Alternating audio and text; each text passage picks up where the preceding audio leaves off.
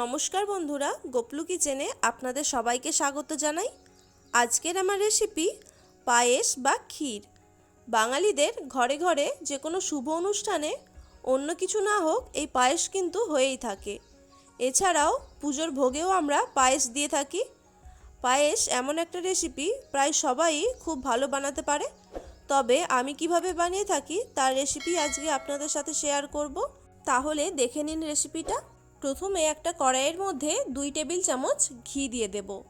ঘিটা মেল্ট হয়ে যাওয়া পর্যন্ত অপেক্ষা করব। আমি এখানে কাজু কিশমিশগুলো ভাজার জন্য ঘিটা ব্যবহার করেছি। আপনারাও পায়েস বানানোর ক্ষেত্রে অবশ্যই ঘি ব্যবহার করবেন, তাতে কিন্তু পায়েসের স্বাদ খুবই ভালো হবে। ঘি গলে যাওয়ার পর ওর মধ্যে 50 গ্রাম কাজু দিয়ে দিয়েছি। কাজুটা প্রথমে হালকা একটু ভেজে নেব। কাজুগুলো অল্প একটু লাল হয়ে আসলে ওর মধ্যে 50 গ্রাম কিশমিশ দিয়ে দেব। আবারও বলছি বন্ধুরা, কাজু কিশমিশগুলোকে অবশ্যই কিন্তু ঘিয়েতে ভাজবেন, কোনো রকম তেল ব্যবহার করবেন না। কাজু আর কিশমিশগুলো লাল করে ভেজে নিয়েছি। এবার এগুলিকে ঘি থেকে ছেঁকে তুলে নেব। আর বন্ধুরা, অনেকেই কি করেন, কাজু আর কিশমিশ না ভেজেই পায়েসের মধ্যে দিয়ে দেয়। এরকমটা করবেন না, অবশ্যই কাজু কিশমিশগুলো আগে ঘিয়েতে ভেজে নেবেন। এগুলিকে এবার একটা পাত্রে আমি রেখে দিচ্ছি। অপরদিকে একটা আমি বাটি নিয়েছি, ওর মধ্যে 100 গ্রাম গোবিন্দভোগ চাল নিয়ে নেব। আমি এখানে 100 গ্রামই চাল নিয়েছি। এইটুকু চালেই আমার অনেকটা পায়েস হয়ে যাবে। এবার জল দিয়ে চালটা মাত্র একবার ধুয়ে নেব। গোবিন্দভোগ চালকে খুব বেশিবার ধোয়ার একদমই দরকার নেই, একবার ধুয়ে নিলেই চলবে। কাজু কিশমিশ ভেজে নেওয়ার পর কিন্তু আমি গ্যাসের ফ্লেমটা অফ করে দিয়েছিলাম।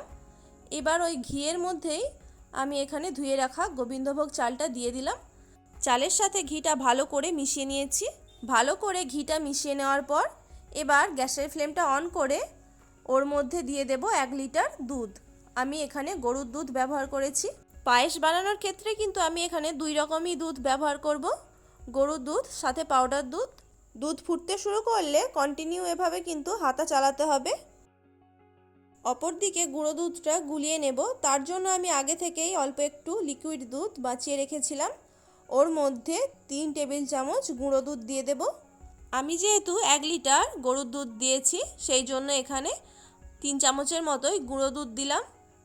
এতেই কিন্তু পায়েসের টেস্ট অনেক সুন্দর হবে। পুনরায় এইদিকে হাতা চালাতে থাকবো যাতে তলায় না লেগে যায়। এবার এর মধ্যে দিয়ে দেব 4টে ছোট এলাচ। এলাচগুলো আমি আগে থেকেই ফাটিয়ে রেখেছিলাম। পায়েসের মধ্যে এলাচ দিলে কিন্তু পায়েসের গন্ধটা অনেক সুন্দর হয়। আর আপনারা চাইলে এখানে তেজপাতাও ব্যবহার করতে পারেন। এবার এর মধ্যে আগে থেকে গুলিয়ে রাখা গুঁড়ো দুধটা দিয়ে দেব। কন্টিনিউ আবার হাতা চালাতে থাকবো। চালগুলো যতক্ষণ না সেদ্ধ হয় ততক্ষণ এভাবেই মিডিয়াম ফ্লেমে পায়েসটা রান্না করতে হবে।